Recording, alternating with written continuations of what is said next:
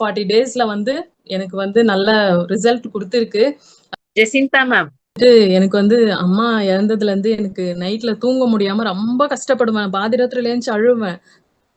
செபாஸ்டியன் சாருக்கு ஃபோன் பண்ணி சொல்லுவேன், "சார் என்னால தூங்கவே முடியல. எனக்கு தூக்கமே வரமாட்டேங்குது. எனக்கு ரொம்ப டிஸ்டர்பா இருக்கு. ஃபேன் ஓடுற சத்தம் எனக்கு, அப்புறமா அந்த ஃப்ரிட்ஜ் இது சவுண்டு, நைட் டைம்ல கடிகாரத்துல அந்த முள்ளு ஓடுறது, அந்த சவுண்ட் எல்லாமே எனக்கு ரொம்ப டிஸ்டர்பன்ஸா இருக்கும். தூங்க முடியாம ரொம்ப அழுவேன் நானு.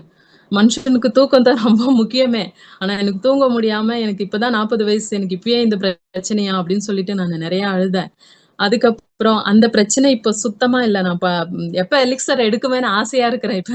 நைட் ஆயிடுச்சுன்னா சீக்கிரமா போட்டு படுத்துறணும், நல்லா தூங்கணும் அப்படின்னு சொல்லிட்டு.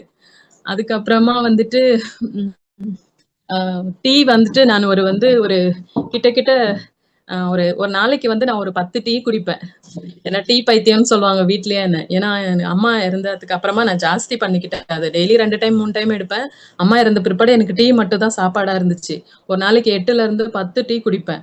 எப்படியாச்சும் இது விடணும்னாக்கா என்னால விட முடியல.